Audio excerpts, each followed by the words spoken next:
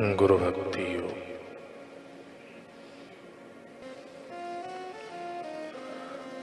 जो उच्चतर ज्ञान चित्त में से निष्पन्न होता है, वह विचारों के रूप में नहीं अपितु शक्ति के रूप में होता है। वह ज्ञान गुरु को शिष्य के प्रति सीधे सीधे संक्रमित करते हैं। ऐसे गुरु चित्त शक्ति के साथ एक रूप होते हैं।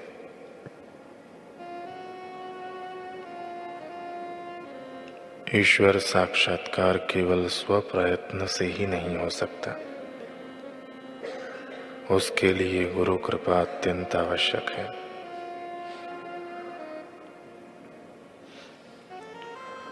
शिष्य जब उच्चतर दीक्षा के लिए योग्य बनता है, तब गुरु स्वयं ही उसे योग के रहस्यों की दीक्षा देते हैं।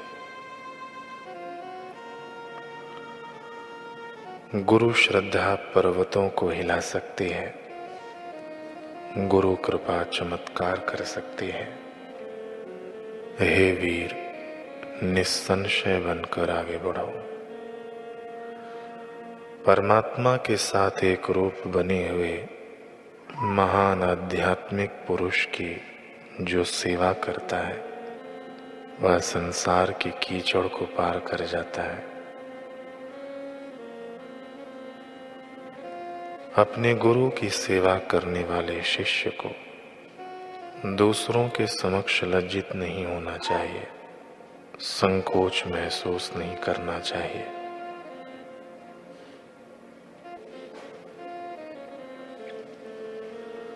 आचार्य सुमेध के आश्रम में अनेक शिष्य शिक्षा पाते थे।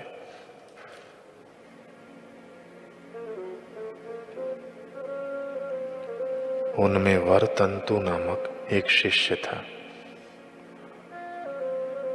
जो था तो प्रखर बुद्धि का, किंतु उसे आश्रम का अनुशासन भाता नहीं था।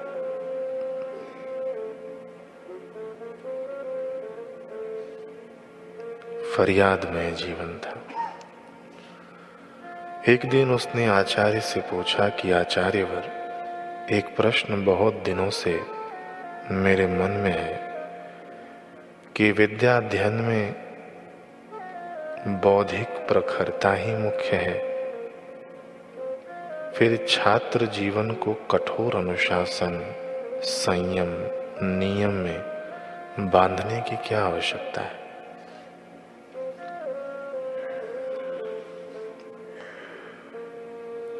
गुरु ने कहा, वत्स, समय की प्रतीक्षा करो।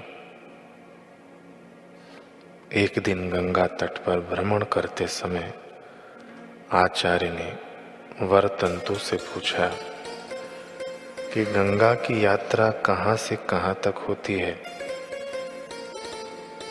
शिष्य ने कहा, गुरुदेव, गोमुख से गंगा सागर तक।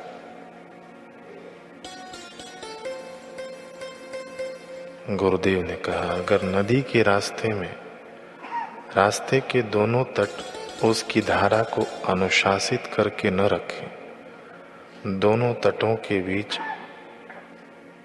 नदी संयम से न रहे तो? शिष्य ने कहा, आचार्यवर, तब तो नदी समुद्र तक नहीं पहुंच पाएगी।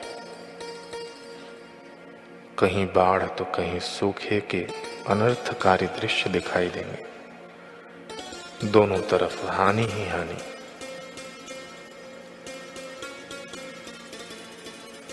गुरुदेव ने कहा, यदि तुम्हारे उस दिन के प्रश्न का उत्तर है, यही तुम्हारे उस दिन के प्रश्न का उत्तर है, अनुशासन, नियम, संयम, ये विद्या को आत्मसात करने के लिए अनिवार्य है।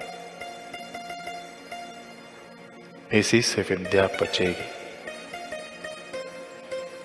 इनके अभाव में जीवन की समय शक्ति बिखर जाएगी और अपने लक्ष्य तक पहुंचने से रह जाओगे।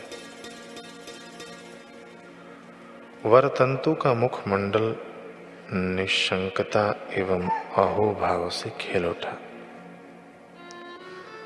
आश्रम के अनुशासन को बंधन मानने की नासमझी प्रेमाश्रुओं की पवित्र गंगा में बह गई और उसी अनुशासन में अब उसे मोक्ष के दिव्य दर्शन होने लगे।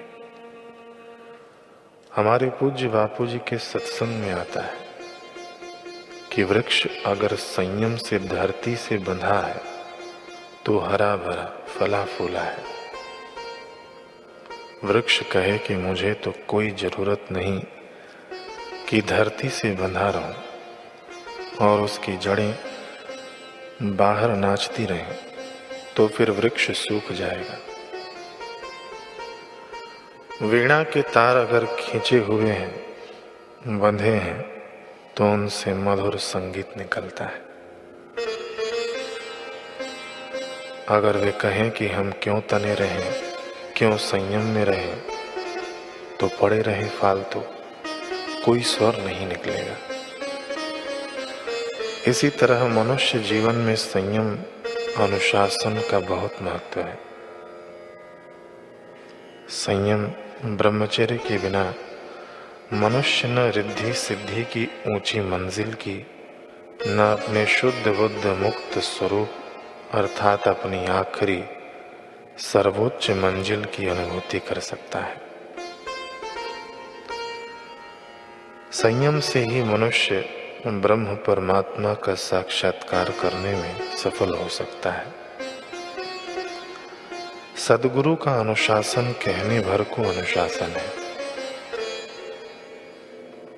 बाकी 1 मिनट भी शिष्य हृदय पर हाथ रखकर ईमानदारी से विचार करे तो उसका हृदय गवाही देगा कि वह तो प्रेम और करुणा के सिक्त अनुग्रह है।